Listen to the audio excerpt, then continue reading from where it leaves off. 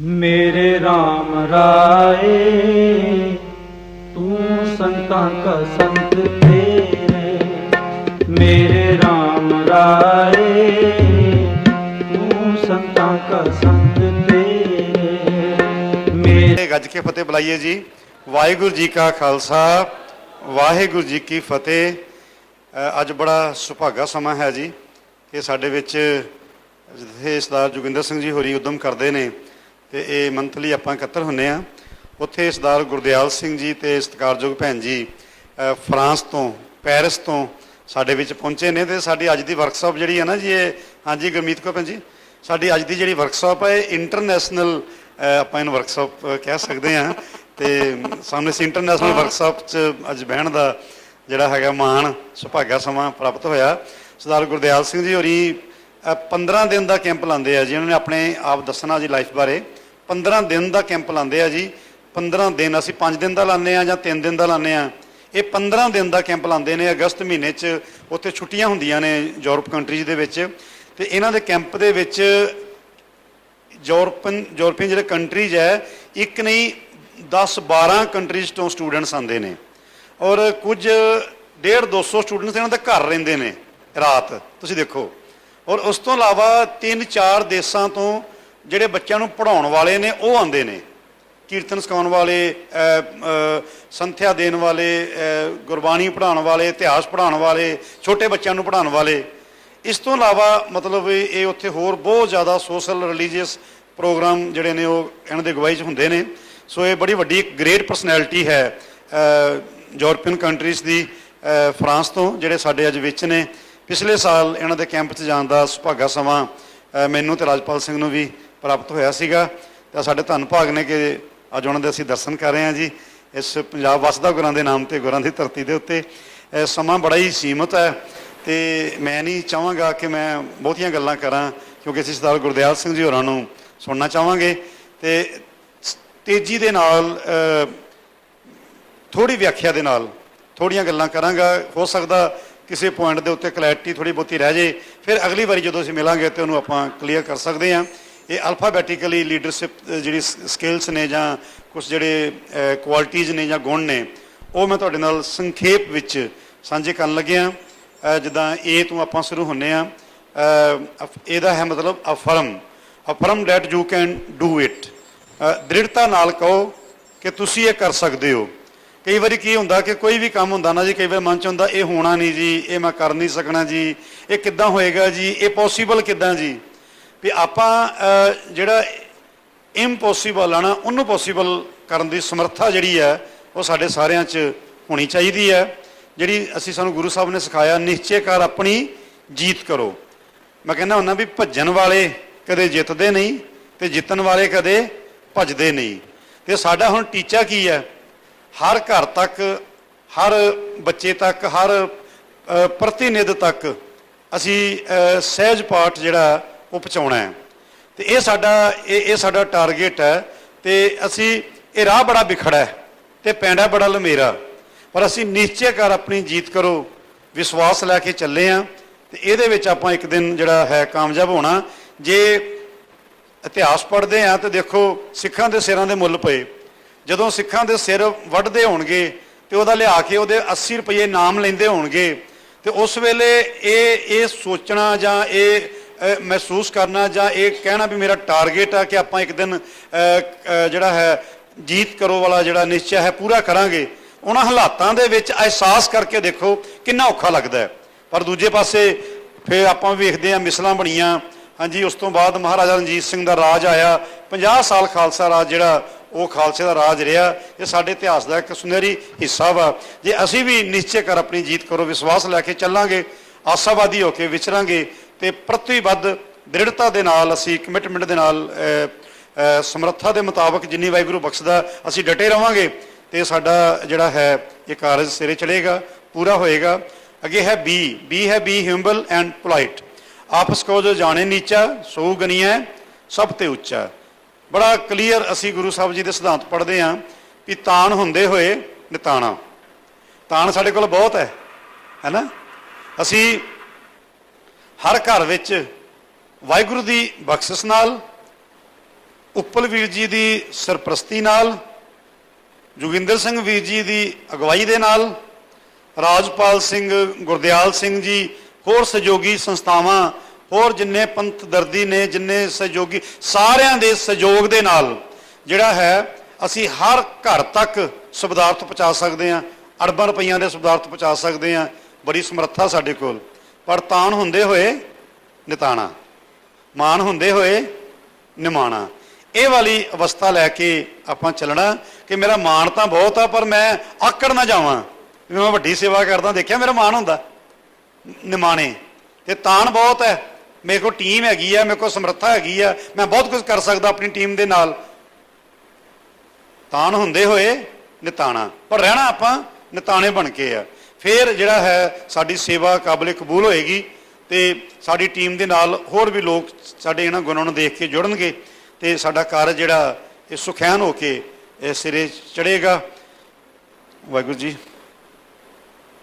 ਹਿੰਬਲ ਦੀ ਮੈਂ ਗੱਲ ਕੀਤੀ, ਤੁਸੀਂ ਦੇਖੋ ਕਿ ਗੁਰੂ ਅਮਰਦਾਸ ਜੀ, ਆਪਾਂ ਅਰਦਾਸ ਰੋਜ਼ ਕਰਦੇ ਹਾਂ, ਦੇਖ ਕੇ ਅਣਡਿੱਠ ਕੀਤਾ। ਤੇ ਉਸ ਤੋਂ ਬਾਅਦ ਜਥੇਬੰਦੀਆਂ 'ਚ ਕੀ ਹੁੰਦਾ ਕਿ ਅਰਦਾਸ ਇਹ ਕਰਕੇ ਨਿਕਲਦੇ ਹਾਂ ਬਾਹਰ, ਅਸੀਂ ਅਹੁਦੇਦਾਰੀਆਂ ਤੋਂ ਲੜ ਪੈਂਦੇ ਹਾਂ, ਪੱਗਾਂ ਵੀ ਲਾਉਂਦੇ ਹਾਂ, ਜਲੂਸ ਵੀ ਆਪਣਾ ਆਪੇ ਕੱਢਦੇ ਹਾਂ। ਇੱਧਰ ਗੁਰੂ ਅਮਰਦਾਸ ਜੀ ਗੁਰੂ ਨੇ, ਜਦੋਂ ਦਾਤੂ ਨੇ ਲੱਤ ਮਾਰੀ, ਕਿਉਂਕਿ ਉਹ ਕਲੇਮ ਕਰਦਾ ਸੀ ਗੁਰੂ ਮੈਂ ਬਣਾ, ਤੇ ਮਾਤਾ ਖੀਵੀ ਜੀ ਨੇ ਸਮਝਾਇਆ ਕਿ ਪੁੱਤਰਾ ਪੰਡ ਭਾਰੀ ਆ, ਤੇ ਤੋਂ ਚੱਕੀ ਨਹੀਂ ਜਾਣੀ। ਪਰ ਉਹ ਹੰਕਾਰੀ ਬਿਰਤੀ ਸੀ, ਗੱਦੀ ਦੇ ਲਾਇਕ ਨਹੀਂ ਸੀ, ਨਹੀਂ ਗੁਰੂ ਬਣਿਆ, ਪਰ ਉਹਨੇ ਲੱਤ ਮਾਰਤੀ ਗੁਰੂ ਅਮਰਦਾਸ ਜੀ ਦੇ। ਹੁਣ ਉਹ ਗੁਰੂ ਸੀ, ਜੇ ਉਹ ਕਹਿੰਦੇ ਕਿ ਮੇਰੇ ਕੋਲ ਬਹੁਤ ਤਾਣ ਆ, ਹਾਂਜੀ ਉਹ ਆਪਣੇ 'ਚ ਵੀ ਸਮਰੱਥਾ ਹੈਗੀ ਆ, ਸੰਗਤ ਨੂੰ ਹੁਕਮ ਕਰਦੇ ਤੇ ਉਹਦਾ ਟੋਟੇ ਟੋਟੇ ਹੋ ਜਾਂਦੇ ਭਾਵੇਂ, ਪਰ ਉਹਨਾਂ ਨੇ ਪੈਰ ਘੁੱਟਣਾ ਸ਼ੁਰੂ ਕਰ ਦਿੱਤਾ ਵੀ ਮੇਰੇ ਬੁੱਢੇ ਦੀਆਂ ਹੱਡੀਆਂ ਸਖਤ ਆ, ਤੇਰੇ ਕੋਮਲ ਪੈਰਾਂ ਨੂੰ ਦਰਦ ਹੋਈ ਹੋਣੀ ਆ, ਲਿਆ ਘੁੱਟਦੇ ਆ। ਸੋ ਇਹ ਵਾਲੀ ਅਵਸਥਾ ਜਿਹੜੀ ਹੈ ਇਹ ਆਪਾਂ ਬਣਾ ਕੇ ਵਿਚਰਾਂਗੇ ਤੇ ਵੱਡੀ ਸੇਵਾ ਆਪਾਂ ਕਰ ਪਾਵਾਂਗੇ।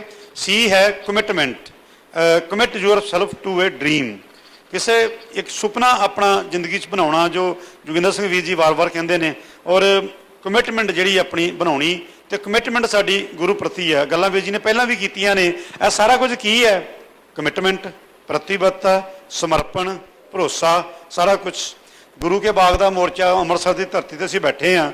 ਇੱਕ ਪਾਸੇ ਬੀਟੀ ਦੀਆਂ ਡਾਂਗਾਂ ਚੱਲਦੀਆਂ ਨੇ, ਬੀਟੀ ਪੁਲਿਸ ਕਪਤਾਨ ਸੀਗਾ ਅੰਗਰੇਜ਼ ਗੌਰਮੈਂਟ ਦਾ।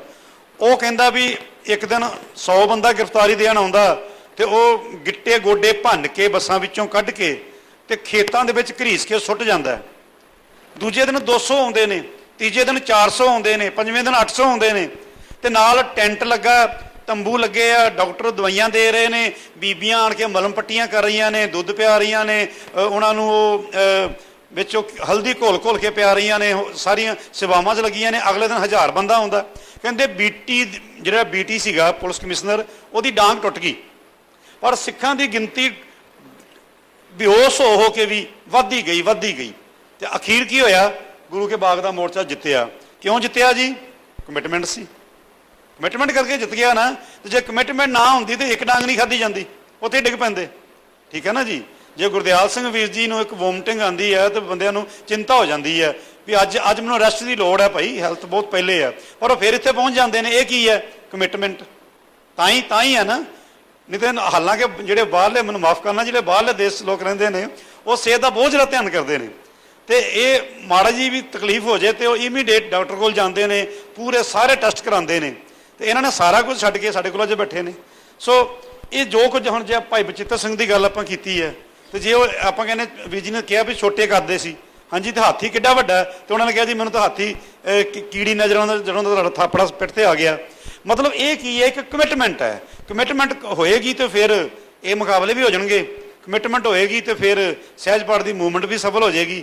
ਕਮਿਟਮੈਂਟ ਹੋਏਗੀ ਤੇ ਫਿਰ ਗੁਰਾਂ ਦਾ ਪੰਜਾਬ ਜਿਹੜਾ ਡੁੱਬਦਾ ਪਿਆ ਇਹ ਬਚਾ ਲਵਾਂਗੇ।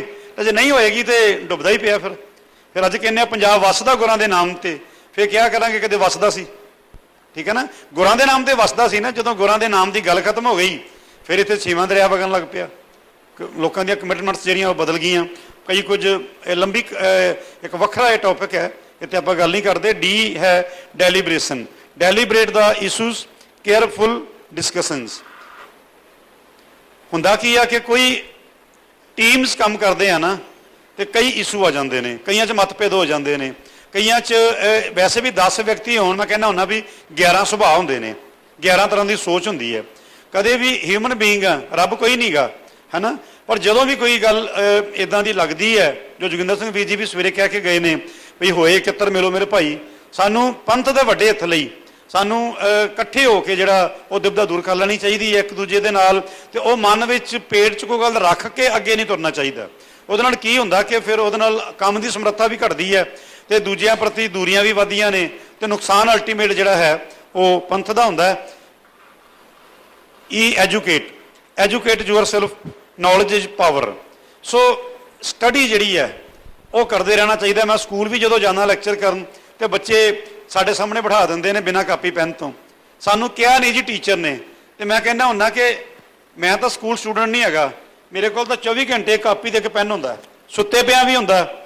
ਇੱਕ ਬੱਚਾ ਕਹਿੰਦਾ ਸ਼ਾਪਿੰਗ ਸੈਂਟਰ ਤੇ ਕਾਪੀ ਪੈਨ ਕੀ ਕਰਨਾ?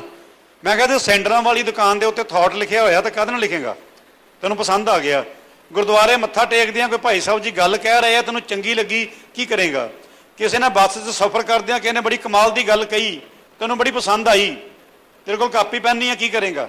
ਸੋ ਜਿਹੜੀ ਐਜੂਕੇਸ਼ਨ ਜਿਹੜੀ ਹੈ ਜੀ, ਇਹ ਬਰੋਡਰ ਮੀਨਿੰਗ ਜਿਹੜਾ ਹੈ, ਇਹ ਅਸੀਂ ਜੰਮਣ ਤੋਂ ਲੈ ਕੇ ਮਰਨ ਤੱਕ ਸਿੱਖਦੇ। ਆਪਾਂ ਇਹ ਨਾ ਸੋਚੀਏ ਅਸੀਂ ਹੁਣ ਸਿੱਖ ਲਿਆ, ਅਸੀਂ ਪੜ੍ਹ ਲਿਆ, ਅਸੀਂ ਪੜ੍ਹਾਈਆਂ ਕਰ ਲਈਆਂ, ਹੁਣ ਤਾਂ ਅਸੀਂ ਪੜ੍ਹਾਉਣ ਤੁਰ ਪਏ ਹਾਂ। ਅਸੀਂ ਪੜ੍ਹਾਉਣਾ ਤਾਂ ਜਿਹੜਾ ਤੁਰੇ ਹਾਂ, ਅਸੀਂ ਆਪ ਪਹਿਲਾਂ ਪੜ੍ਹਨਾ, ਆਪ ਸਿੱਖਣਾ। ਸਟੱਡੀ ਜਿਹੜੀ ਹੈ ਨਾ ਸਾਡੀ ਜਾਰੀ ਰਹਿਣੀ ਚਾਹੀਦੀ ਹੈ। ਮੈਂ ਇਹ ਗੱਲ ਕਹਿਣਾ ਹੁੰਦਾ ਵੀ ਅਸੀਂ ਪੜ੍ਹਦੇ ਹਾਂ ਥੋੜ੍ਹਾ ਤੇ ਲੜਦੇ ਹਾਂ ਬਹੁਤਾ। ਜਦੋਂ ਪੜ੍ਹਾਂਗੇ ਬਹੁਤਾ, ਲੜਾਂਗੇ ਥੋੜ੍ਹਾ। ਠੀਕ ਹੈ ਜੀ। ਐਫ ਹੈ ਫਾਈਂਡ ਦਾ ਵੇ, ਫਾਈਂਡ ਦਾ ਟੈਲੈਂਟ, ਫਾਈਂਡ ਦਾ ਪੋਸੀਬਿਲਿਟੀਜ਼। ਹੁਣ ਤੁਸੀਂ ਦੇਖੋ ਕਿ ਵੇ ਵੀ ਅਸੀਂ ਲੱਭਣਾ ਤੇ ਕਿੱਧਰ ਨੂੰ ਜਾਣਾ ਹੈ। ਹੁਣ ਦੋ ਬੱਚੀਆਂ ਲੁਧਿਆਣੇ ਦੀਆਂ ਨੇ, ਇਹਨਾਂ ਨੂੰ ਪਹਿਲਾਂ ਮੈਂ 15 ਦਿਨ ਆਪਣੇ ਨਾਲ ਤੋਰਿਆ ਵੀ ਜੋ ਮੈਂ ਕਰਦਾ ਤੁਸੀਂ ਦੇਖੀ ਚੱਲੋ। ਫਿਰ ਇਹਨਾਂ ਦੋਨਾਂ ਨੂੰ ਮੈਂ ਕਿਹਾ ਵੀ ਤੁਸੀਂ ਇਕੱਠੇ ਤੁਰੋ 15 ਦਿਨ, ਇਕੱਲੇ ਇਕੱਲੇ ਨਾ ਹੋਵੋ ਜੇ, ਕਿਉਂਕਿ ਤੁਹਾਡਾ ਕੌਨਫੀਡੈਂਸ ਵੀ ਬਣੇ। ਤੁਸੀਂ ਦੇਖਦੇ ਆ ਵੀ ਤੁਸੀਂ ਵੇ ਕਿੱਦਾਂ ਲੱਭਦੇ ਹੋ, ਕਿੱਧਰ ਨੂੰ ਜਾਣਾ, ਕਿਹੜੇ ਸਕੂਲ ਨੂੰ ਜਾਈਏ, ਕਿਹੜੇ ਕਾਲਜ ਨੂੰ ਜਾਈਏ, ਕਿੱਦਾਂ ਕਾਲਜ ਜਾਈਦਾ, ਹੈ ਨਾ। ਫਿਰ ਆਪਣਾ ਟੈਲੈਂਟ ਦੂਜਾ ਟੈਲੈਂਟ ਲੱਭਣਾ। ਸਾਡੇ ਆਲੇ ਦੁਆਲੇ ਕੌਣ ਆ ਹੋਰ, ਕਿਹਨੂੰ ਜਿਵੇਂ ਕਿੱਕਰ ਸਿੰਘ ਜੀ ਨੂੰ ਨਾਲ ਲੈ ਕੇ ਆਏ ਨੇ ਵੀਰ ਜੀ, ਰਾਜਪਾਲ ਸਿੰਘ ਜੀ ਕੋਲ ਜਿਹੜੇ ਡਿਵਾਈਨ ਵਰਕਰ ਨਹੀਂ ਹੈ, ਨਾਨ ਡਿਵਾਈਨ ਵਰਕਰਸ ਦੀ ਵੱਡੀ ਟੀਮ ਤਿਆਰ ਹੈ। ਹੋਰ ਥਾਵਾਂ ਤੇ ਵੀ ਇਦਾਂ ਨੇ। ਯੂਪੀ 'ਚ ਜਿੰਨਾ ਕੰਮ ਹੋ ਰਿਹਾ ਉਹ ਮੇਰਾ ਖਿਆਲ ਸਾਰਾ ਹੀ ਜਿਹੜੇ ਨਾਨ ਡਿਵਾਈਨ ਜਿਹੜੇ ਡਿਵਾਈਨ ਵਲੰਟੀਅਰ ਹੈ ਉਹ ਕਰ ਰਹੇ ਨੇ। ਸੋ ਇਹ ਸਾਰਾ ਜਿਹੜਾ ਹੈ ਵੀ ਆਪਾਂ ਨੂੰ ਇਹ ਵੀ ਸਾਡੇ 'ਚ ਸਕਿੱਲਸ ਹੋਣੀਆਂ ਚਾਹੀਦੀਆਂ ਨੇ। ਇਹ ਗਿਵਿੰਗ ਐਟੀਟਿਊਡ, ਸਮ ਐਕਸਟਰਾ ਜੋ ਅਸੀਂ ਕਰਦੇ ਹਾਂ, ਸਮ ਐਕਸਟਰਾ ਕੁਝ ਸਾਡਾ ਉਹਦੇ ਵਿੱਚ ਹੋਵੇ। ਠੀਕ ਹੈ ਜੀ। ਵੀ ਅਸੀਂ ਦੇਣਾ ਹੈ, ਜਿੱਦਾਂ ਉੱਪਲ ਜੀ ਕਹਿੰਦੇ ਆ ਨਾ ਵੀ ਕੋਈ ਰਸੀਦ ਬੁੱਕ ਨਹੀਂ ਰੱਖਣੀ, ਉਹ ਕਹਿੰਦੇ ਪੰਥ ਨੂੰ ਦੇਣਾ ਹੈ, ਸਮਾਜ ਨੂੰ ਦੇਣਾ ਹੈ, ਲੈਣਾ ਕੁਝ ਨਹੀਂ। ਤੇ ਸਾਡਾ ਗਿਵਿੰਗ ਐਟੀਟਿਊਡ ਹੋਣਾ ਚਾਹੀਦਾ ਸਾਡਾ। ਠੀਕ ਹੈ, ਲੋੜਾਂ ਨੇ ਸਾਰਿਆਂ ਦੀਆਂ, ਪਰਿਵਾਰ ਨੇ, ਗੁਰੂ ਸਾਹਿਬ ਜੀ ਨੇ ਗ੍ਰਸਤੀ ਜੀਵਨ ਨੂੰ ਪ੍ਰਧਾਨਤਾ ਦਿੱਤੀ ਹੈ, ਸੇਵਾ ਫਲ ਜਿਹੜਾ ਉਹ ਮਿਲਦਾ, ਠੀਕ ਹੈ। ਪਰ ਉਹਦੇ ਨਾਲ ਸਾਡਾ ਐਟੀਟਿਊਡ ਜਿਹੜਾ ਹੈ ਉਹ ਗਿਵਿੰਗ ਐਟੀਟਿਊਡ ਹੋਣਾ ਚਾਹੀਦਾ ਕਿ ਅਸੀਂ ਜੇ ਸਾਨੂੰ ਥੋੜਾ ਮਿਲਦਾ ਜਾਂ ਬਹੁਤਾ ਮਿਲਦਾ, ਅਸੀਂ ਪੰਥ ਨੂੰ ਕੀ ਦੇ ਰਹੇ ਹਾਂ ਤੇ ਹੋਰ ਐਕਸਟਰਾ ਆਪਾਂ ਕੀ ਦੇ ਸਕਦੇ ਹਾਂ, ਇਹ ਵਾਲਾ ਸਾਡਾ ਹੋਣਾ ਚਾਹੀਦਾ। ਐ ਹੋਪ ਜਿਹੜੀ ਹੈ ਜੀ, ਇਹਨੂੰ ਹੋਪ ਇਜ਼ ਹੋਲਡਿੰਗ ਔਨ। ਹਾਂਜੀ, ਮਤਲਬ ਨੈਵਰ ਗਿਵਿੰਗ ਅਪ। ਅਸੀਂ ਤਿਆਗਣਾ ਨਹੀਂ ਹੈ, ਅਸੀਂ ਕੁਇਟ ਨਹੀਂ ਕਰਨਾ ਵੀ ਹੁਣ ਤਾਂ ਜੀ ਇਹ ਕੰਮ ਬੜਾ ਔਖਾ ਜੀ, ਇਹ ਤਾਂ ਹੋਣਾ ਨਹੀਂ ਜੀ। ਹਾਂਜੀ, ਇਹ ਸਮਾਜ ਨਹੀਂ ਬਦਲ ਸਕਦਾ ਜੀ, ਹੁਣ ਤਾਂ ਕੁੜੀਆਂ ਸਮੈਕ ਖਾਂਦੀਆਂ ਨੇ ਜੀ, ਹੁਣ ਤਾਂ ਉਹ ਉੱਥੇ ਹੁੱਕਾ ਬਾਰ ਤੇ ਜਾਂਦੀਆਂ ਨੇ ਜੀ, ਤੁਸੀਂ ਕੀ ਕਰ ਲੋਗੇ ਜੀ, ਤੁਹਾਨੂੰ ਬੈਕਵਰਡ ਸਮਝਦੇ ਆ, ਤੁਹਾਨੂੰ ਬੇਵਕੂਫ ਸਮਝਦੇ ਆ। ਜਦੋਂ ਅਸੀਂ ਵੱਡੇ ਸ਼ਹਿਰਾਂ 'ਚ ਵੜ ਜਾਂਦੇ ਆ, ਜੇ ਅਸੀਂ ਆਸ ਹੀ ਤਿਆਗ ਦਿੱਤੀ ਫਿਰ ਤਾਂ ਕੁਇਟ ਕਰਾਂਗੇ, ਘਰ ਬਹਿ ਜਾਾਂਗੇ। ਤੇ ਜੇ ਅਸੀਂ ਦ੍ਰਿੜ ਇਰਾਦੇ ਨਾਲ ਚੱਲਾਂਗੇ ਵੀ ਇੱਛਾ ਸ਼ਕਤੀ ਮਜ਼ਬੂਤ ਹੋਵੇ, ਇਰਾਦੇ ਦ੍ਰਿੜ ਹੋਣ, ਤਾਂ ਦੁਨੀਆ ਨੂੰ ਪੈਰਾਂ 'ਤੇ ਝੁਕਾ ਸਕਦੇ ਹਾਂ। ਅਸੀਂ ਤਾਂ ਇੱਕ ਸਮਾਜ ਬਦਲਣ ਤੁਰੇ ਹਾਂ ਤੇ ਅਸੀਂ ਕਹਿੰਦੇ ਵੀ ਕੰਮ ਔਖਾ ਹੈ। ਪਰ ਜੇ ਅਸੀਂ ਕਹਿੰਦੇ ਨਾ ਵੀ ਆਸਾਵਾਦੀ ਹੋ ਕੇ, ਹੋਪ ਰੱਖ ਕੇ ਅਸੀਂ ਚੱਲਾਂਗੇ ਤੇ ਅਸੀਂ ਇਹ ਇੰਪੋਸੀਬਲ ਨੂੰ ਪੋਸੀਬਲ ਕਰ ਪਾਵਾਂਗੇ। ਠੀਕ ਹੈ ਜੀ। ਹੁਣ ਆਹ ਦੇਖੋ ਹਾਂ ਕਿੰਨਾ ਕੁਝ ਵਾਪਰਿਆ। ਹਾਂਜੀ, ਇਹ ਆ ਜੈਤੋਂ ਦਾ ਮੋਰਚਾ, ਗੰਗਸਰ ਜੈਤੋਂ ਵੀਰ ਜੀ ਨੇ ਦਰਸ਼ਨ ਕਰਾਏ ਮੈਨੂੰ। ਹੁਣ ਇੱਕ ਪਾਸੇ ਪੂਰਾ ਗੌਰਮੈਂਟ ਹੋਵੇ, ਪੂਰੀ ਪਾਵਰ ਹੋਵੇ, ਪੂਰੀ ਤਾਕਤ ਹੋਵੇ ਤੇ ਗੋਲੀਆਂ ਚੱਲਦੀਆਂ ਹੋਣ। ਹਾਂਜੀ, ਤੇ ਬੰਦਾ ਸੋਚ ਸਕਦਾ ਵੀ ਇਹਨਾਂ ਕੋਲੋਂ ਸਾਨੂੰ ਆਜ਼ਾਦੀ ਮਿਲ ਜੂਗੀ ਅੰਗਰੇਜ਼ਾਂ ਕੋਲੋਂ। ਹਾਂਜੀ, ਗੁਰਦੁਆਰੇ ਦੀਆਂ ਚਾਬੀਆਂ ਖੋਲੋ ਦਰਬਾਰ ਸਾਹਿਬ ਦੀਆਂ। ਹਾਂਜੀ, ਵੀ ਇਹ ਗੁਰਦੁਆਰੇ ਵੀ ਆਪਣੇ ਕਬਜ਼ੇ 'ਚ ਕਰ ਲਓ, ਇੱਥੇ ਵੀ ਆਪਣਾ ਰਾਜ ਕਾਇਮ ਕਰ ਲਓ ਅੰਗਰੇਜ਼ਾਂ ਦਾ। ਹਾਂਜੀ, ਤੇ ਇਹ ਕੀ ਇੱਕ ਆਸਾਵਾਦੀ ਹੋ ਕੇ ਵਿਚਰੇ, ਹੈ ਨਾ, ਪਰਵਾਹ ਨਹੀਂ ਕੀਤੀ ਅੰਗਰੇਜ਼ ਸਰਕਾਰ ਦੀ ਕਿਸੇ ਦੀ। ਹਾਂਜੀ, ਮਤਲਬ ਹੋਪ ਨੂੰ ਹੋਲਡ ਆਨ ਨਹੀਂ ਕੀਤਾ। ਤੇ ਕੀ ਹੋਇਆ ਕਿ ਉਹ ਡਿਪਟੀ ਕਮਿਸ਼ਨਰ ਅਕਾਲ ਤਖਤ ਤੇ ਚਾਬੀਆਂ ਦੇਣ ਆਇਆ। ਹਾਂਜੀ, ਅੱਜ ਅੱਜ ਅਸੀਂ ਕੰਮ ਕਰਾਂਗੇ ਨਾ, ਸਹਿਜ ਪਾਠ ਦੀ ਮੂਵਮੈਂਟ ਜੇ ਘਰ ਘਰ ਪਹੁੰਚ ਜਾਏਗੀ ਤੇ ਸਰਕਾਰਾਂ ਵੀ ਤੁਹਾਨੂੰ ਆ ਕੇ ਸਲੂਟ ਕਰਨਗੀਆਂ, ਕਿਉਂਕਿ ਸਰਕਾਰਾਂ ਡਰਦੀਆਂ ਕਿੱਥੋਂ ਨੇ? ਵੋਟ ਬੈਂਕ ਤੋਂ। ਤੇ ਜੇ ਸਾਰੀ ਵੋਟ ਪਾਠ ਕਰਨ ਲੱਗ ਪਈ ਤੇ ਸਰਕਾਰਾਂ ਕਿਉਂ ਨਹੀਂ ਤੁਹਾਡੇ ਕੋਲ ਆਉਣਗੀਆਂ? ਸਰਕਾਰਾਂ ਕਿਉਂ ਜਾਂਦੀਆਂ ਨੇ ਰਾਧਾ ਸੁਆਮੀ, ਕਿਉਂ ਜਾਂਦੀਆਂ ਨੇ ਸਰਸੇ, ਕਿਉਂ ਜਾਂਦੀਆਂ ਨੇ ਭੈਣੀ, ਕਿਉਂ ਜਾਂਦੀਆਂ ਨੇ ਬਾਕੀਆਂ ਦੇ? ਕਿਉਂਕਿ ਉੱਥੇ ਵੋਟ ਬੈਂਕ ਆ।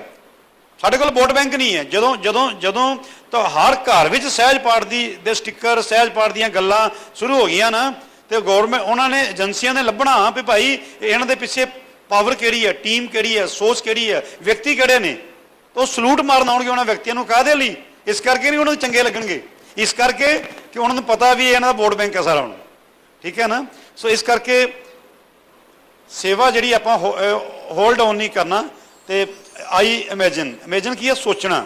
Imagine solutions to your problems. ਹੁਣ ਪ੍ਰੋਬਲਮ ਆਉਂਦੀਆਂ ਨੇ, ਕੰਮ ਨਹੀਂ ਕਰਾਂਗੇ ਤੇ ਪ੍ਰੋਬਲਮ ਆਉਣੀ ਕੋਈ ਨਹੀਂ। ਘਰ ਬੈਠੇ ਆ, ਭਾਵੇਂ ਤਾਸ਼ ਖੇਡੀ ਜਾਓ, ਭਾਵੇਂ ਜੋ ਮਰਜ਼ੀ ਕਰੀ ਜਾਓ, ਗੱਪਾਂ ਮਾਰੀ ਜਾਓ, ਕੰਮ ਕਰਾਂਗੇ ਤੇ ਪ੍ਰੋਬਲਮ ਵੀ ਆਉਣੀ ਹੈ। ਜੇ ਬੱਚੀ ਡਾਟਾ ਫੀਡ ਕਰੇਗੀ, ਗਲਤੀ ਵੀ ਫੀਡ ਹੋ ਜਾਏਗਾ, ਕਿਸੇ ਵਾਰੀ ਗਲਤੀ ਹੋ ਜਾਏਗੀ। ਗੁਰਦਿਆਲ ਸਿੰਘ ਜੀ ਗੱਡੀ ਚਲਾਉਣਗੇ, ਹਾਂਜੀ, ਕਿਤੇ ਗਲਤੀ ਹੋ ਜਾਏਗੀ। ਆਪਾਂ ਲੈਕਚਰ ਕਰਨ ਘਰੋਂ ਨਿਕਲਾਂਗੇ, ਕਿਤੇ ਨਾ ਕਿਤੇ ਗਲਤੀ ਕੋਈ ਨਾ ਕੋਈ ਹੋ ਜਾਏਗੀ। ਹਿਊਮਨ ਬੀਇੰਗ ਆ, ਲੇਟ ਹੋਣਾ ਵੀ ਗਲਤੀ ਹੈ ਨਾ। ਪਰ ਜੇ ਕੁਝ ਕਰਾਂਗੇ ਹੀ ਨਹੀਂ, ਗਲਤੀ ਕਿੱਦਾਂ ਹੋਏਗੀ, ਹੈ ਨਾ। ਤੇ ਪ੍ਰੋਬਲਮ ਕਿੱਦਾਂ, ਕੋਈ ਪ੍ਰੋਬਲਮ ਆ ਜਾਏਗੀ। ਮਤਲਬ ਪ੍ਰੋਬਲਮ ਹੁਣ ਸਾਨੂੰ ਆਹ ਹਾਲ ਮਿਲਿਆ, ਹਾਂਜੀ, ਗੁਰਮੀਤ ਕੌਰ ਜੀ ਨੇ ਉਦਮ ਕੀਤਾ। ਜੇ ਸਪੋਜ਼ ਪ੍ਰਿੰਸੀਪਲ ਅੱਜ ਸਵੇਰੇ ਕਹਿ ਦਿੰਦੇ ਇਹਨਾਂ ਨੂੰ, ਸੌਰੀ ਟੂ ਸੇ ਤੁਹਾਨੂੰ ਅੱਜ ਇਹਨਾਂ ਹਾਲ ਨਹੀਂ ਦੇ ਸਕਦੇ, ਅੱਜ ਸਵੇਰੇ ਕਹਿ ਦਿੰਦੇ, ਦੈਨ ਕੀ ਹੁੰਦਾ? ਜੋਗਿੰਦਰ ਸਿੰਘ ਵੀਰ ਜੀ ਹਾਲ ਕੈਂਸਲ ਹੋ ਗਿਆ, ਹੁਣ ਕੀ ਕਰੀਏ? ਉਹ ਰਾਜਪਾਲ ਜੀ ਨੂੰ ਕਹੋ ਪ੍ਰੋਗਰਾਮ ਕੈਂਸਲ ਕਰ ਦਿਓ। ਮੈਂ ਐਗਜ਼ਾਮਪਲ ਦੇ ਰਿਹਾ, ਹੈ ਨਾ ਭਈ। ਉਹ ਦਸੂਏ ਤੋਂ ਪਹੁੰਚ ਗਏ, ਫਰਾਂਸ ਤੋਂ ਪਹੁੰਚ ਗਏ, ਦਿੱਲੀ ਤੋਂ ਪਹੁੰਚ ਗਏ, ਪ੍ਰੋਗਰਾਮ ਕੈਂਸਲ ਕਰ ਦਿਓ। ਭਾਈ ਪ੍ਰੋਬਲਮ ਆਈ ਹੈ, ਸਿਰ ਤੇ ਹੱਥ ਰੱਖ ਕੇ ਨਹੀਂ ਬਹਿਣਾ ਨਾ, ਸੋਲੂਸ਼ਨ ਲੱਭਣਾ। ਯਾਰ ਆਪਾਂ ਕੋਈ ਹੋਰ ਦੇਖੋ, ਕੋਈ ਇਸ ਸ਼ਾਰਟ ਨੋਟਿਸ ਤੇ ਕੋਈ ਜਗ੍ਹਾ ਹੈ, ਇਮੀਡੀਏਟ ਮੈਸੇਜ ਪਾਓ ਆਪਣੇ ਗਰੁੱਪ ਦੇ ਵਿੱਚ, ਇੱਕ ਵੀਰ ਦੀ ਡਿਊਟੀ ਲਾਓ, 10 ਫੋਨ ਕਰੋ, ਕਨਵੇ ਕਰੋ, ਇੱਥੇ ਨਹੀਂ, ਇੱਥੇ ਪਹੁੰਚਣਾ।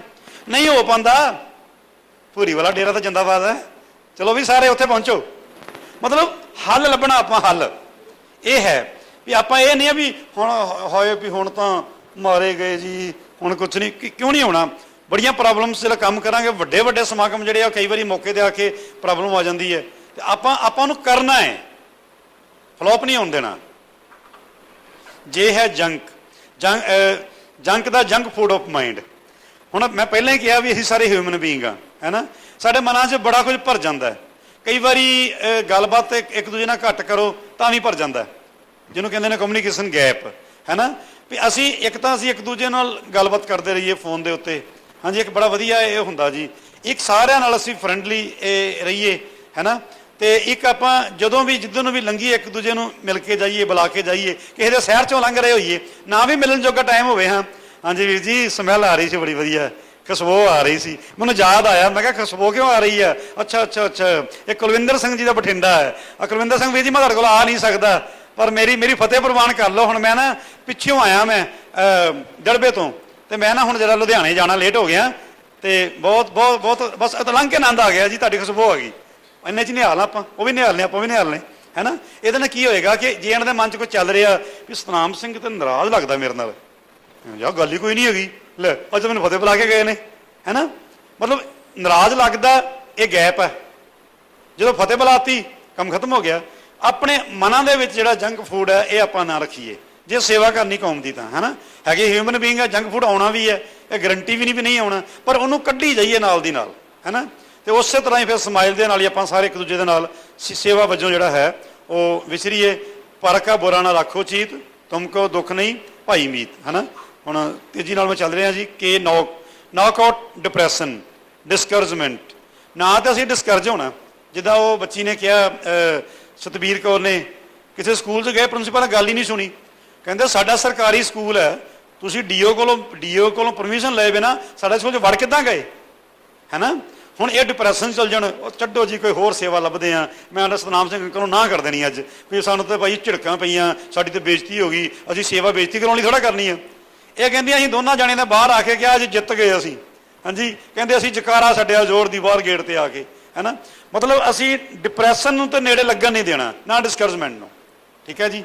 ਫਿਰ ਆਪਾਂ ਕਾਮਯਾਬ ਹੋਵਾਂਗੇ।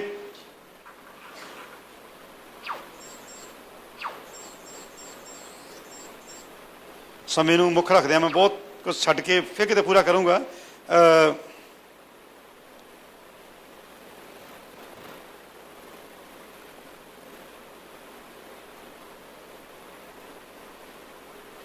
overlook and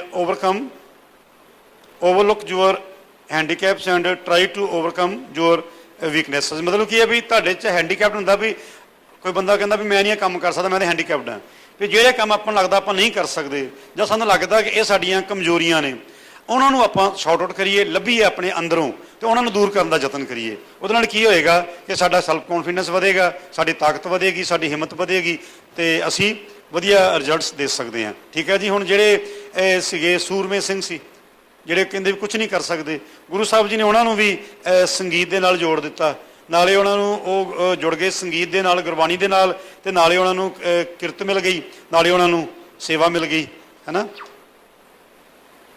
B practical before preach. ਜੋ ਅਸੀਂ ਕਹਿੰਦੇ ਆ ਨਾ ਜੀ ਪਹਿਲਾਂ ਆਪ ਕਰੀਏ। ਹੁਣ ਮੈਂ ਇੱਕ ਗੱਲ ਐਗਜ਼ਾਮਪਲ ਦਿੰਦਾ ਹੁੰਦਾ ਵੀ ਮੈਂ ਉਂਗਲ ਖੜ ਕੇ ਕੜੀ ਕਰਕੇ ਕਹਿੰਦਾ ਹੁੰਦਾ ਵੀ ਪਹਿਲਾ ਲੈਸਨ ਜਿਹੜਾ ਹੈ ਜਥੇਬੰਦੀ ਦਾ ਉਹ ਡਿਸਿਪਲਿਨ ਹੈ ਨਾ ਜੀ। ਮੈਂ ਆਪਣੀ ਜ਼ਿੰਦਗੀ 'ਚ ਕਦੀ ਲੇਟ ਨਹੀਂ ਹੋਇਆ ਤੇ ਮੈਂ ਚਾਹੁੰਦਾ ਵੀ ਜੇ ਮੇਰੇ ਨਾਲ ਟ੍ਰੇਨਿੰਗ ਤੇ ਆਏ ਸੀਗੇ ਵੀਰ ਜੀ ਗੁਰਜੀਤ ਸਿੰਘ ਜੀ, ਇਹ ਜਦੋਂ ਗੁਰਮਤਿ ਗਿਆਨ ਮਿਸ਼ਨਰੀ ਕਾਲਜ ਰਹਿਣ ਲੱਗੇ ਤੇ ਇਹਨਾਂ ਨੂੰ ਮੈਂ ਪਹਿਲੇ ਦਿਨ ਲੈਣ ਗਿਆ ਤੇ ਮੈਂ ਇਹ ਬਿਲਕੁਲ ਰਾਈਟ ਟਾਈਮ ਤੇ ਸੀਗੇ ਤੇ ਮੈਂ ਇਹਨਾਂ ਨੂੰ ਫਿਰ ਪੁੱਛਿਆ, ਮੈਂ ਕਿਹਾ ਜੀ ਸਵੇਰੇ ਨਿਤਨੇਮ 'ਚ ਗਏ ਉਹਨਾਂ ਦੇ ਨਾਲ, ਉਹਨਾਂ ਦਾ ਆਪਾਂ ਚੈੱਕ ਕੁਝ ਕਰਨਾ ਸੀ ਗੁਰਮਤਿ ਗਿਆਨ ਮਿਸ਼ਨਰੀ ਕਾਲਜ ਦਾ। ਮੈਂ ਆਪਣਾ ਖੁੱਲੀ ਗੱਲ ਕਰ ਲਈਏ ਵੀ ਲੋਕੀ ਕਹਿੰਦੇ ਜਾਪ ਸਾਹਿਬ ਨਹੀਂ ਪੜ੍ਹਦੇ, ਆਪਾਂ ਚੈੱਕ ਕਰਨਾ ਹੀ ਪੜ੍ਹਦੇ। ਮੈਂ ਕਿਹਾ ਵੀ ਜੀ ਨਿਤਨੇਮ ਤੇ ਗਏ, ਵੀ ਜੀ ਕਹਿੰਦੇ ਮੈਂ ਥੋੜ੍ਹਾ ਜਿਹਾ ਲੇਟ ਗਿਆ ਸੀ, ਉਦੋਂ ਆਨੰਦ ਸਾਹਿਬ ਪੜ੍ਹਦੇ ਪਏ, ਪਤਾ ਨਹੀਂ ਜਾਪ ਸਾਹਿਬ ਪੜ੍ਹਿਆ ਕਿ ਨਹੀਂ ਪੜ੍ਹਿਆ। ਮੈਂ ਕਿਹਾ ਵੀ ਜੀ ਨੋ, ਤੁਹਾਡਾ ਟ੍ਰੇਨਿੰਗ ਪੀਰੀਅਡ ਹੈ, ਤੁਹਾਨੂੰ ਪਹਿਲਾਂ ਜਾਣਾ ਚਾਹੀਦਾ ਸੀ। ਦੋ ਬੱਚੀਆਂ ਮੇਰੇ ਨਾਲ ਨੇ, ਕਿਉਂਕਿ ਜੇ ਟ੍ਰੇਨਿੰਗ ਪੀਰੀਅਡ 'ਚ ਤੁਸੀਂ ਇਹਨਾਂ ਨੂੰ ਆਪਾਂ ਸੈੱਟ ਹੋ ਜਾਾਂਗੇ, ਜੇ ਆਦਤ ਬਣ ਗਈ ਤਾਂ ਬਣ ਗਈ। ਇਹਨਾਂ ਨੇ ਮੇਰੇ ਨਾਲ ਜਾਣਾ ਹੁੰਦਾ। ਸਾਡੀ ਹਿੰਦੁਸਤਾਨੀ ਕਲਚਰ ਕੀ ਹੈ, 8 ਵਜੇ ਜਾਣਾ ਨਾ, ਕਿੰਨੇ ਵਜੇ ਜਾਣਾ ਜੀ, 7 ਵਜੇ ਆ ਜਿਓ। ਉਹਨੇ ਵੀ 7:30 ਆਉਣਾ ਤੇ ਆਪਾਂ ਵੀ ਅੱਧਾ ਘੰਟਾ ਹੋਰ ਵੇਟ ਕਰਾਣੀ ਹੈ। ਮੇਰਾ ਸੁਭਾਅ ਕੀ ਹੈ ਵੀ 7:30 ਦਾ ਮਤਲਬ 7:30, 8 ਦਾ ਮਤਲਬ 8। ਆਮ ਬੰਦਿਆਂ ਨੂੰ ਪਤਾ ਨਹੀਂ ਹੁੰਦਾ, ਨਵੇਂ ਨੂੰ ਹੌਲੀ ਹੌਲੀ ਸਮਝ ਆਉਂਦੀ ਹੈ। ਇਹਨਾਂ ਨੂੰ ਮੈਂ ਚੰਗੀ ਤਰ੍ਹਾਂ ਸਮਝਾਤਾ ਕਿ ਬੇਟਾ ਤੁਹਾਡਾ ਟ੍ਰੇਨਿੰਗ ਪੀਰੀਅਡ ਹੈ, ਮੈਂ ਟਾਈਮ 'ਚ ਬੜਾ ਪੰਕਚੁਅਲ ਹਾਂ, ਮੈਂ 36 ਸਾਲਾਂ ਦੇ ਇਤਿਹਾਸ 'ਚ ਕਦੇ ਲੇਟ ਨਹੀਂ ਹੋਇਆ, ਮੈਂ ਡਿਸਿਪਲਿਨ ਬੰਦਾ, ਮੈਂ ਜੋ ਟਾਈਮ ਦਊਂਗਾ ਮੈਂ ਹਾਜ਼ਰ ਹੋਊਂਗਾ। ਠੀਕ ਹੈ ਨਾ ਜੀ। 3-4 ਮਿੰਟ ਉੱਪਰ ਥੱਲੇ ਮੈਨੂੰ ਵੀ ਮਾਫ ਆ, ਤੁਹਾਨੂੰ ਵੀ ਮਾਫ ਹੈ, ਇੰਨਾ ਕੁ। ਮਤਲਬ ਇਹ ਨਹੀਂ ਹੈਗੇ ਜੇ 7:30 ਦਾ ਟਾਈਮ ਆ ਤੇ ਮੈਂ 8 ਵਜੇ ਆ ਰਿਹਾ ਜਾਂ ਤੁਸੀਂ 8 ਵਜੇ ਤੁਹਾਡੀ ਮੈਂ ਵੇਟ ਕਰਾਂ, ਇਹ ਨਹੀਂ ਹੋਣਾ। ਠੀਕ ਹੈ ਨਾ ਜੀ। ਤੇ ਚਲੋ ਲੋਕਲ ਪ੍ਰੋਗਰਾਮ ਹੁੰਦੇ ਸੀ, ਇੱਕ ਦੋ ਵਾਰੀ ਇਦਾਂ ਵੀ ਹੋਇਆ ਕਿ ਮੈਂ ਛੱਡ ਵੀ ਗਿਆ, ਆਪੇ ਮਗਰ ਸਕੂਲ ਪਹੁੰਚ ਗਈਆਂ। ਪਤਾ ਲੱਗ ਗਿਆ ਵੀ ਸਾਡਾ ਨੇਮ ਇਹ ਆ, ਡਿਸਿਪਲਿਨ ਇਹ ਆ, ਮਰਿਆਦਾ ਇਹ ਆ ਵੀ ਇਹਨਾਂ ਦੇ ਨਾਲ ਤੁਰਨਾ ਤੇ ਘਰੋਂ ਟਾਈਮ ਦੇਖ ਕੇ ਤੁਰਨਾ ਪੈਣਾ। ਰਾਹ 'ਚ ਫਾਟਕ ਕਿੰਨੇ ਆ, ਰਾਹ 'ਚ ਸਟਰੀਟ ਲਾਈਟਸ ਕਿੰਨੀਆਂ ਨੇ, ਸੜਕ ਸਾਫ਼ ਹੈ ਕਿ ਮਾੜੀ ਆ, ਟ੍ਰੈਫਿਕ ਘੱਟ ਵਾ ਕਿ ਜ਼ਿਆਦਾ, ਤੇ ਉਹ ਚੀਜ਼ ਜਿਹੜੀ ਹੈ। ਸੋ ਜੋ ਆਪਾਂ ਕਹਿੰਦੇ ਆ ਪਹਿਲਾਂ ਆਪ ਕਰਨੀ ਹੈ। ਜੇ ਆਪ ਹੀ ਨਹੀਂ ਕਰਦੇ ਤਾਂ ਫਿਰ ਕਹਿਣ ਦਾ ਕੋਈ ਫਾਇਦਾ ਨਹੀਂ, ਹੈ ਨਾ ਜੀ। ਫਿਰ ਜਿਹੜੀ ਗੱਲ ਵੀਰ ਜੀ ਵੀ ਕਹਿ ਰਹੇ ਵੀ ਸਹਿਜ ਪਾਠ, ਆਪਾਂ ਆਪ ਜੇ ਸਾਰੇ ਕਰਦੇ ਆ ਤਾਂ ਹੀ ਸਾਡਾ ਬੱਚਿਆਂ ਤੇ ਅਸਰ ਹੋਣਾ, ਤੇ ਜੇ ਨਹੀਂ ਆਪਾਂ ਕਰਦੇ ਤਾਂ ਸਾਡਾ ਬੱਚਿਆਂ ਤੇ ਅਸਰ ਨਹੀਂ ਹੋਣਾ। ਅਵਰ ਉਪਦੇਸ਼ ਹੈ ਆਪਣਾ ਕਰੇ। ਆਪਾਂ ਬਾਣੀ ਰੋਜ਼ ਪੜ੍ਹਦੇ ਹਾਂ।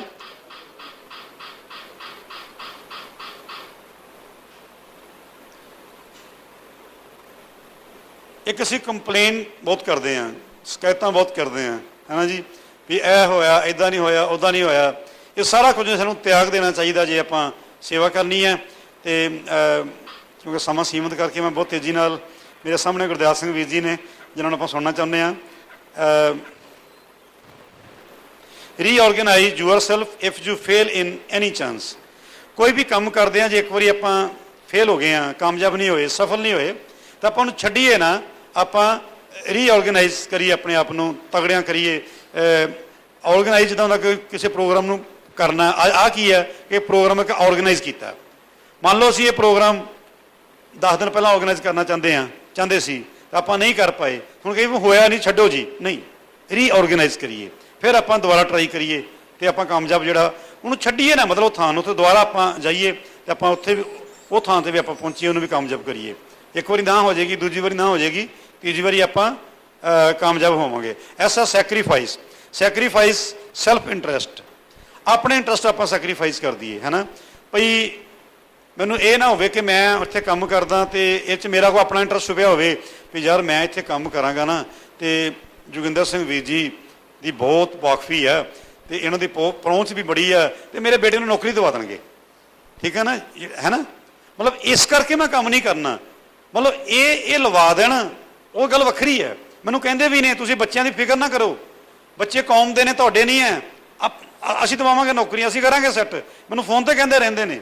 ਪਰ ਮੈਂ ਇਸ ਕਰਕੇ ਕੰਮ ਨਾ ਕਰਾਂ, ਮੈਂ ਇਸ ਕਰਕੇ ਕੰਮ ਨਹੀਂ ਸਹਿਜ ਪੜਦਾ ਕਰਨਾ ਕਿ ਜੋਗਿੰਦਰ ਸਿੰਘ ਵੀਰ ਜੀ ਨੇ ਮੇਰੇ ਬੱਚੇ ਹਲਵਾ ਦੇਣੇ ਆ। ਮੈਂ ਇਸ ਕਰਕੇ ਕੰਮ ਕਰਨਾ ਕਿ ਇਹ ਗੁਰੂ ਦਾ ਮੈਸੇਜ ਹੈ, ਇਹ ਸਾਂਝੀ ਵਾਰਤਾ ਦਾ ਸੁਣਿਆ ਵਾ, ਇਹ ਹਰ ਹਿਰਦੇ ਤੱਕ ਪਹੁੰਚਣਾ ਚਾਹੀਦਾ ਹੈ ਨਾ। ਕੋਈ ਮਤਲਬ ਆਪਣਾ ਸੈਲਫ ਇੰਟਰਸਟ ਲੈ ਕੇ ਮੈਂ ਜਥੇਬੰਦੀ 'ਚ ਨਹੀਂ ਵਿਚਰਨਾ। ਜੇ ਮੈਨੂੰ ਲੋੜ ਪੈਂਦੀ ਵੀ ਆ ਸਾਨੂੰ ਇੱਕ ਦੂਜੇ ਨੂੰ, ਆਪਣੀ ਪਰਿਵਾਰ ਦੇ ਵਿੱਚ, ਇਹ ਵੀ ਪਰਿਵਾਰ ਹੈ, ਤੇ ਆਪਾਂ ਕੋਈ ਗੱਲ ਕਰਦੇ ਵੀ ਆ ਸ਼ੇਅਰ ਵੀ ਮੈਨੂੰ ਆਹ ਚੀਜ਼ ਦੀ ਲੋੜ ਹੈ, ਤੇ ਜੇ ਉਹ ਚੀਜ਼ ਮੈਨੂੰ ਮਿਲ ਜਾਂਦੀ ਆ ਤਾਂ ਗੁੱਡ ਐਂਡ ਵੈਲ। ਜੇ ਨਹੀਂ ਮਿਲਦੀ ਤੇ ਮੈਂ ਇਸ ਗੱਲ ਦਾ ਕਲੇਮ ਨਾ ਕਰਾਂ ਕਿ ਮੈਨੂੰ ਮਿਲਣੀ ਚਾਹੀਦੀ ਸੀ। ਜਿਹੜੀ ਮੈਂ ਗੱਲ ਪਹਿਲਾਂ ਕਹੀ ਹੈ ਵੀ ਗਿਵਿੰਗ ਐਟੀਟਿਊਡ, ਲੈਣਾ ਨਹੀਂ ਆ ਦੇਣਾ ਹੈ, ਇਹ ਐਟੀਟਿਊਡ ਰੱਖ ਕੇ ਆਪਾਂ ਸੇਵਾ ਕਰਨੀ ਆ।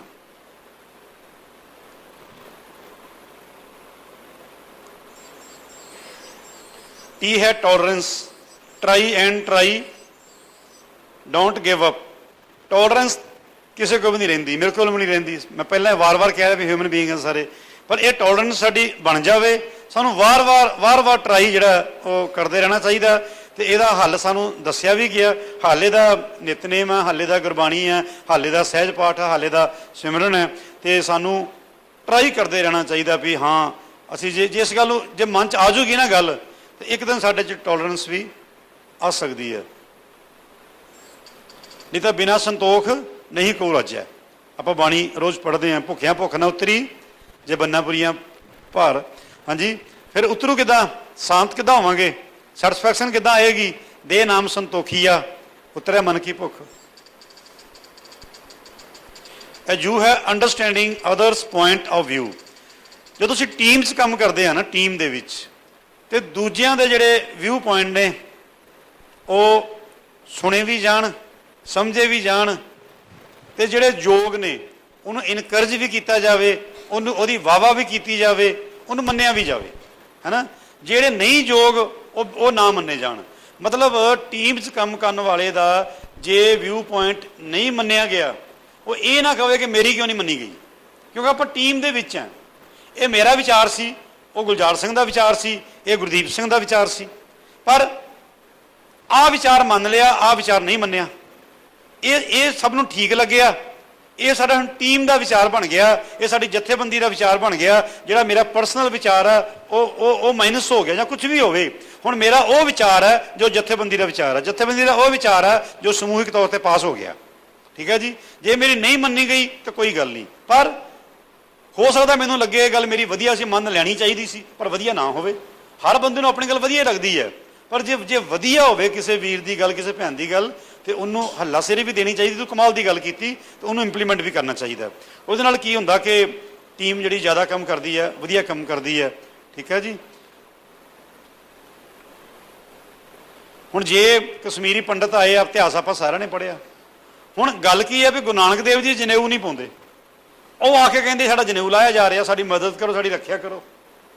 ਤੇ ਗੁਰੂ ਸਾਹਿਬ ਕਹਿੰਦੇ ਆ ਮਹਾਨ ਪੁਰਖ ਦੀ ਕੁਰਬਾਨੀ ਦੀ ਲੋੜ ਆ, ਤੇ ਬਾਲ ਗੋਬਿੰਦ ਰਾਏ ਕਹਿੰਦੇ ਵੀ ਤੁਹਾਡੇ ਤੋਂ ਵੱਡਾ ਮਹਾਨ ਪੁਰਖ ਕੌਣ ਹੋ ਸਕਦਾ। ਹੁਣ ਗੱਲ ਕੀ ਆ ਕਿ ਗੁਰੂ ਸਾਹਿਬ ਨੇ ਜਾਂ ਬਾਲ ਗੋਬਿੰਦ ਰਾਏ ਨੇ ਜਾਂ ਗੁਰੂ ਤੇਗ ਬਹਾਦਰ ਜੀ ਨੇ ਕਸ਼ਮੀਰੀ ਪੰਡਤਾਂ ਦਾ ਜਿਹੜਾ ਉਹਨਾਂ ਦਾ ਵਿਊ ਪੁਆਇੰਟ ਸੀਗਾ ਉਹਨੂੰ ਸੁਣਿਆ, ਉਹਨੂੰ ਸਮਝਿਆ ਭਈ ਇਹ ਹੁਣ ਜਨੇਊ ਨੂੰ ਮੰਨਦੇ ਆ, ਪਰ ਠੀਕ ਹੈ ਅਸੀਂ ਜਨੇਊ ਨੂੰ ਨਹੀਂ ਮੰਨਦੇ, ਇਹ ਕਰਮਕਾਂਡ ਆ ਜਾਂ ਜੋ ਵੀ ਹੈ ਗੁਰੂ ਨਾਨਕ ਦਾ ਸਿਧਾਂਤ ਨਹੀਂ ਹੈ। ਪਰ ਧੱਕਾ ਤਾਂ ਹੋ ਰਿਹਾ ਨਾ ਇਹਨਾਂ ਦਾ। ਜਿਹੜੀ ਰਿਲੀਜਨ ਫਰੀਡਮ ਹੈ, ਜਿਹੜਾ ਹਿਊਮਨ ਰਾਈਟ ਹੈ, ਇਹ ਉਹਦੇ ਉਲਟ ਤਾਂ ਹੋ ਰਿਹਾ ਨਾ। ਧੌਣ ਤੇ ਗੋਡਾ ਰੱਖ ਕੇ, ਤਲਵਾਰ ਰੱਖ ਕੇ ਕਿਸੇ ਨੂੰ ਕਹਿਣਾ ਵੀ ਲਾਹ ਜਨੇਊ, ਬਦਲ ਸੋਚ ਆਪਣੀ। ਤੁਸੀਂ ਐਜੂਕੇਟ ਕਰਕੇ ਸੋਚ ਬਦਲ ਦਿਓ, ਕਹਿੰਦੇ ਨਾ ਸੋਚ ਬਦਲੋ ਸੰਸਾਰ ਬਦਲੇਗਾ, ਉਹ ਗੱਲ ਅਲੱਗ ਹੈ। ਪਰ ਤੁਸੀਂ ਧੌਣ ਤੇ ਗੋਡਾ ਰੱਖ ਕੇ ਕਹਿਣ ਮੰਨ ਮੇਰੀ ਸੋਚ, ਇਹ ਜ਼ੁਲਮ ਹੈ। ਇਹ ਜ਼ੁਲਮ ਦੇ ਅਗੇਂਸਟ ਪੇ ਗੁਰੂ ਸਾਹਿਬ ਨੇ ਸ਼ਹਾਦਤ ਕਿਉਂ ਦਿੱਤੀ? ਕਿਉਂਕਿ ਉਹਨਾਂ ਨੇ ਕਸ਼ਮੀਰੀ ਪੰਡਤਾਂ ਦੇ ਵਿਊ ਪੁਆਇੰਟ ਨੂੰ ਸਮਝਿਆ ਤੇ ਫਿਰ ਉਹਨਾਂ ਦੀ ਹੈਲਪ ਕੀਤੀ।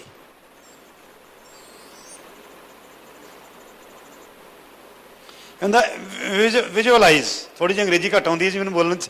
ਵਿਜ਼ੂਅਲਾਈਜ਼, ਖਿਆਲਾਂ ਵਿੱਚ ਨਜ਼ਾਰਾ ਬਣਨਾ। Don't ever lose the vision.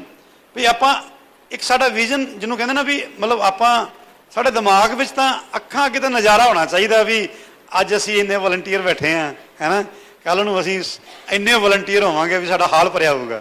ਕਿਉਂਕਿ ਸਾਡੀ ਅਜੇ ਉਮਰ ਕਿੰਨੀ ਹੈ, ਅਜੇ ਜਨਵਰੀ 'ਚ ਤਾਂ ਆਪਾਂ ਉੱਧਰੋਂ ਇੱਧਰ ਆਏ ਹਾਂ, ਤੇ ਉਸ ਤੋਂ ਬਾਅਦ ਇਹਨੂੰ ਹੌਲੀ ਹੌਲੀ ਸਟਾਰਟ ਕੀਤਾ, ਤੇ ਇਹ ਇੱਕ ਥੋੜਾ ਹੁੰਦੀ ਤੇ ਅੱਜ ਇੱਕ ਇਸ ਕਾਫਲੇ ਦਾ ਰੂਪ ਧਾਰਿਆ ਇਹਨੇ, ਹੈ ਨਾ। ਸੋ ਇੱਕ ਨਜ਼ਾਰਾ ਵੀ ਅੱਜ ਸਹਿਜ ਪਾਠ ਯੂਪੀ 'ਚ ਕਹਿੰਦੇ ਆ ਵੀ ਗਲਾਂ 'ਚ ਸਰੋਪੇ ਪਾਏ ਨੇ, ਰੀਲਾਂ ਸਾਹਮਣੇ ਪਈਆਂ ਨੇ, ਫੋਟੋਆਂ ਦੇਖਦੇ ਆ, ਨਿਹਾਲ ਹੁੰਦੇ ਆ ਵੀ ਲਹਿਰ ਬਣ ਗਈ ਜੀ, ਕਮਾਲ ਹੋ ਗਈ ਜੀ, ਇਹ ਨੈਤਿਕ ਇਨਕਲਾਬ ਆ ਗਿਆ ਜੀ। ਕਿਉਂਕਿ ਨੈਤਿਕ ਇਨਕਲਾਬ ਤੋਂ ਬਿਨਾਂ ਸਾਰੇ ਇਨਕਲਾਬ ਅਧੂਰੇ ਆ, ਹੈ ਨਾ। ਇਹ ਤਾਂ ਮਤਲਬ ਕਮਾਲ ਹੀ ਹੋ ਗਈ। ਪਰ ਅਸੀਂ ਇੱਕ ਨਜ਼ਾਰਾ ਸਾਡੇ ਸਾਹਮਣੇ ਹੋਵੇ ਵੀ ਅਸੀਂ ਕਿੱਥੇ ਪਹੁੰਚਣਾ, ਵੀ ਇਹ ਕਮਾਲ ਸਾਰੇ ਹੋਣੀ ਹੈ, ਪੂਰੇ ਹਿੰਦੁਸਤਾਨ 'ਚ ਹੋਵੇ, ਪੂਰੇ ਵਰਲਡ 'ਚ ਹੋਵੇ, ਜਿੱਥੇ ਵੀ ਨਾਨਕ ਲੇਵਾ ਸੇ ਕਰਦਾ ਉੱਥੇ ਹੀ ਇਹ ਕਮਾਲ ਹੋਵੇ, ਹੈ ਨਾ। ਇਹ ਸਾਡੀਆਂ ਨਜ਼ਰਾਂ 'ਚ, ਸਾਡੇ ਸੁਪਨਿਆਂ 'ਚ, ਸਾਡੇ ਖਿਆਲਾਂ 'ਚ ਇਹਨੂੰ ਸਾਨੂੰ ਜਿਹੜਾ ਇਹ ਵਿਜ਼ੂਅਲਾਈਜ਼ ਸਾਨੂੰ ਹੋਣਾ ਚਾਹੀਦਾ, ਕਰਨਾ ਚਾਹੀਦਾ। ਇਹਦੇ ਨਾਲ ਕੀ ਹੋ ਗਿਆ, ਸਾਡਾ ਹੋਰ ਸਾਡੀ ਤਾਕਤ ਵਧੇਗੀ ਵੀ ਅਸੀਂ ਇਹ ਕੁਝ ਵੇਖਣਾ, ਉਹ ਵੇਖਣ ਲਈ ਮਿਹਨਤ ਕਰਨੀ ਪੈਣੀ ਹੈ।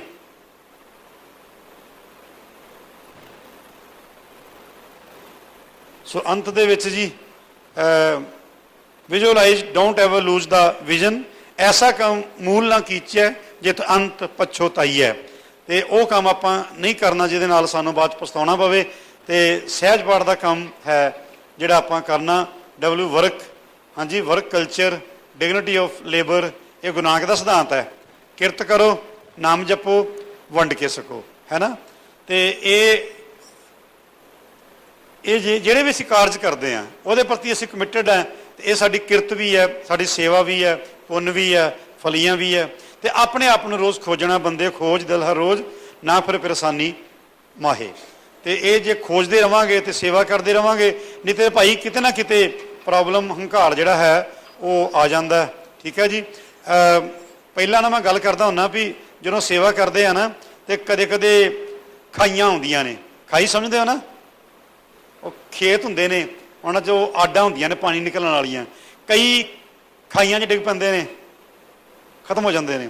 ਖਾਈਆਂ ਕਿਹੜੀਆਂ ਹੁੰਦੀਆਂ ਨੇ, ਕਦੀ ਖਾਈ ਆ ਜਾਂਦੀ ਹੈ ਵੀ ਮੇਰਾ ਜੀ ਐਗਜ਼ਾਮ ਆ ਗਿਆ, ਮੇਰਾ ਜੀ ਵਿਆਹ ਆ ਗਿਆ, ਹੁਣ ਮੈਂ 2 ਮਹੀਨੇ ਸੇਵਾ ਨਹੀਂ ਕਰਨੀ, ਥੋੜ੍ਹਾ ਜਿਹਾ ਸੈੱਟ ਕਰ ਲਈ ਆਪਣੇ ਆਪ ਨੂੰ।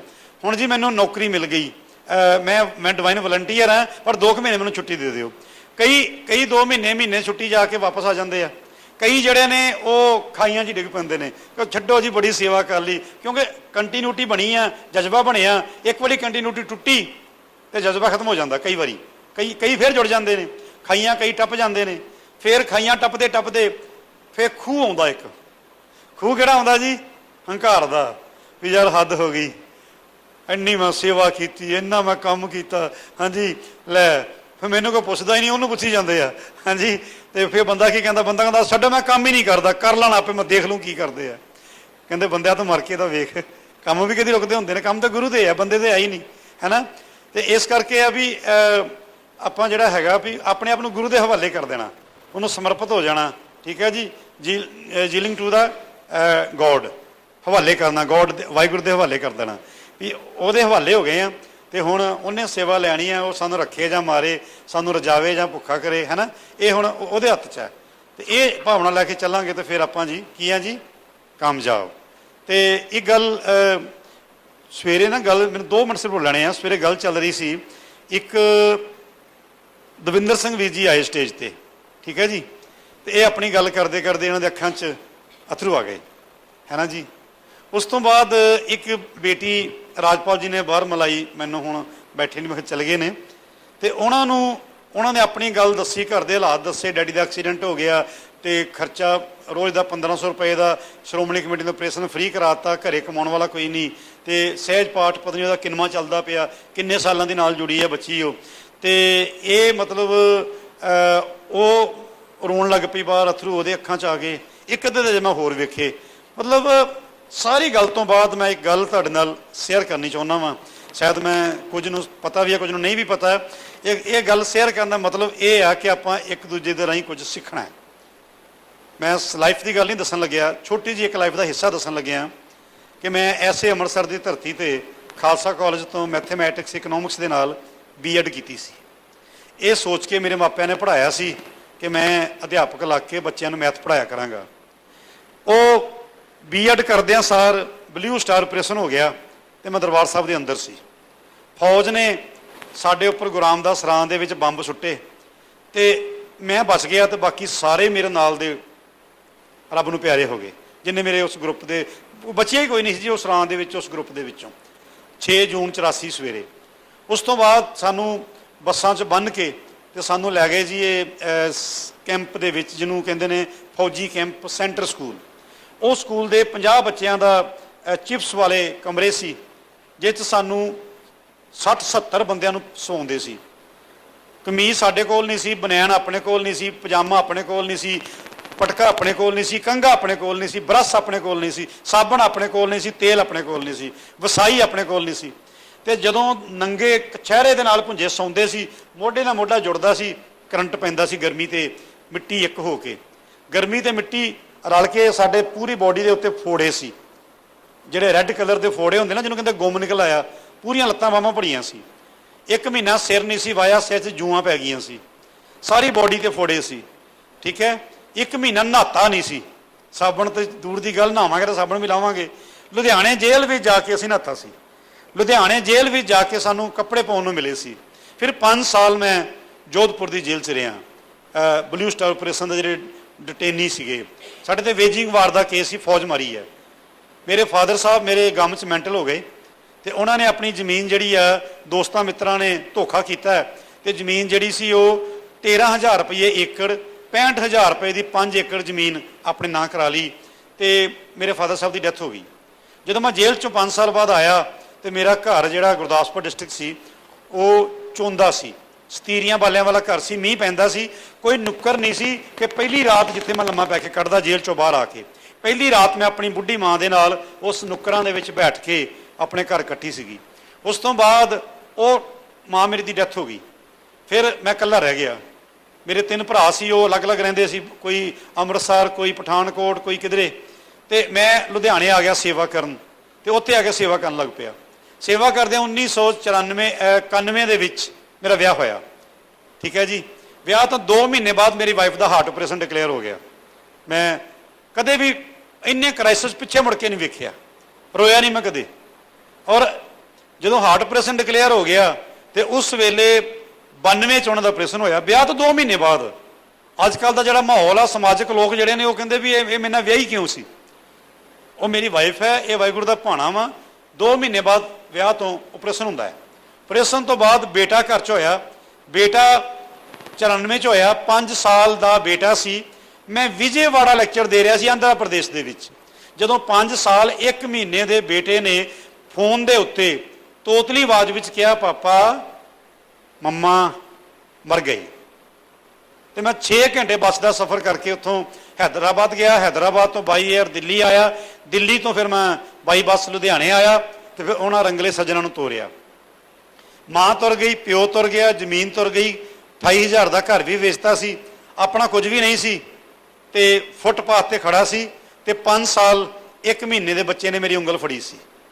ਮੈਂ ਰੋਟੀ ਪਕਾਉਣੀ ਵੀ ਸਿੱਖੀ, ਮੈਂ ਕੱਪੜੇ ਧੋਣੇ ਵੀ ਸਿੱਖੇ, ਮੈਂ ਸਿਰ ਵਾਹੁਣਾ ਵੀ ਸਿੱਖਿਆ, ਮੈਂ ਸਾਰੇ ਕੰਮ ਸਿੱਖੇ। ਦੋਸਤ ਵੀ ਟਿਫਨ ਦੇ ਜਾਂਦੇ ਸੀ, ਘਰੇ ਵੀ ਬਣਾ ਲੈਂਦਾ ਸੀ ਮੈਂ।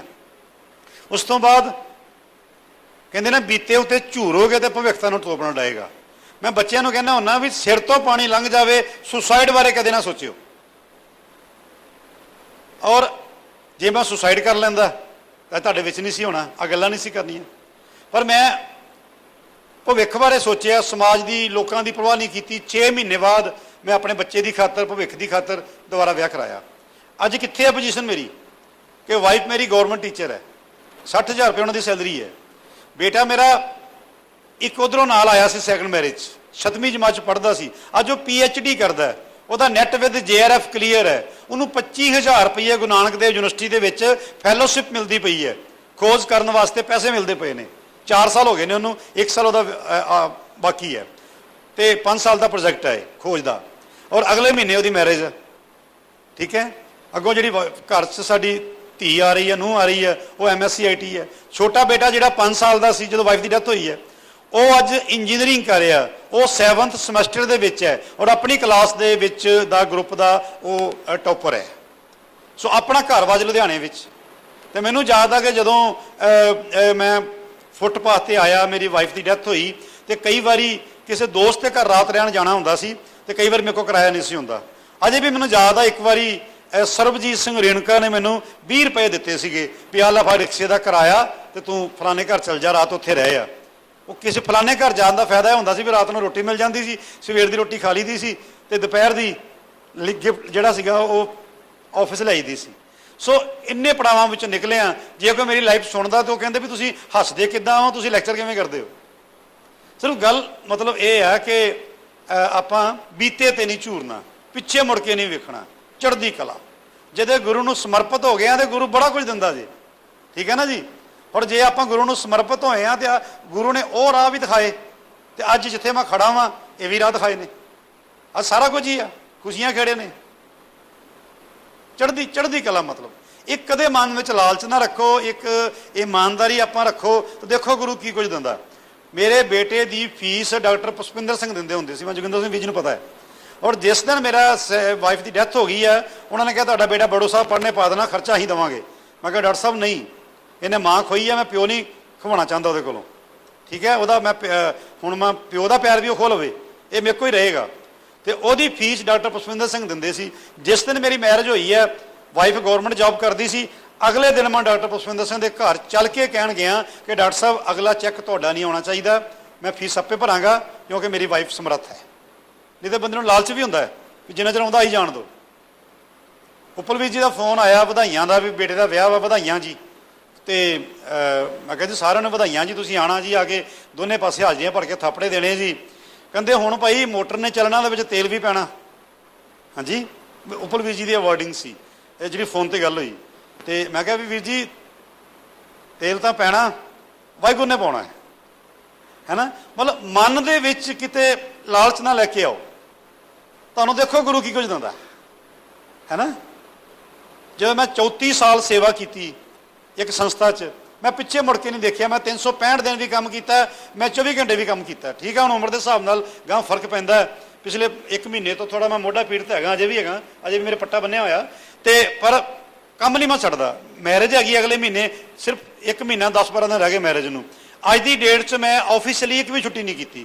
ਜਿਹੜੀ ਗਜ਼ਟਡ ਛੁੱਟੀ ਆਉਂਦੀ ਹੈ ਜਦੋਂ ਸਕੂਲ ਬੰਦ ਹੁੰਦੇ ਨੇ, ਸੈਚਰਡੇ ਸੰਡੇ, ਮੈਂ ਉਹਨੂੰ ਪਲਾਨ ਕਰਦਾ। ਮੈਂ 2 ਮਹੀਨਾ ਪਹਿਲਾਂ ਤਿਆਰੀ ਸ਼ੁਰੂ ਕਰ ਲਈ, ਠੀਕ ਹੈ ਨਾ। ਜੇ ਤੁਸੀਂ ਗੁਰੂ ਨੂੰ ਸਮਰਪਿਤ ਹੋ ਕੇ ਚੱਲੋਗੇ ਨਾ, ਤੇ ਤੁਹਾਨੂੰ ਵਾਹਿਗੁਰੂ ਨੇ ਪਤਾ ਨਹੀਂ ਪਹਿਲਾਂ ਕਿਹੜੇ ਰੰਗ ਦਿਖਾਉਣੇ ਆ, ਤੇ ਫਿਰ ਤੁਹਾਨੂੰ ਕਿੱਥੇ ਪਹੁੰਚਾ ਦੇਣਾ। ਬਸ ਇਹ ਗੱਲ ਧਿਆਨ 'ਚ ਰੱਖ ਕੇ ਸੇਵਾ ਕਰੀ ਚੱਲਿਓ, ਤੇ ਵਾਹਿਗੁਰੂ ਖੁਸ਼ੀਆਂ ਖੇੜੇ, ਚੜ੍ਹਦੀ ਕਲਾ, ਫਤਿਹ ਜਾਬੀ, ਸਾਰਾ ਕੁਝ ਤੁਹਾਨੂੰ ਬਖਸ਼ਿਸ਼ ਕਰਨਗੇ। ਭੁੱਲਾਂ ਚੁੱਕਾਂ ਦੀ ਮਾਫੀ ਜੀ। ਵਾਹਿਗੁਰੂ ਜੀ ਕਾ ਖਾਲਸਾ, ਵਾਹਿਗੁਰੂ ਜੀ ਕੀ ਫਤਿਹ।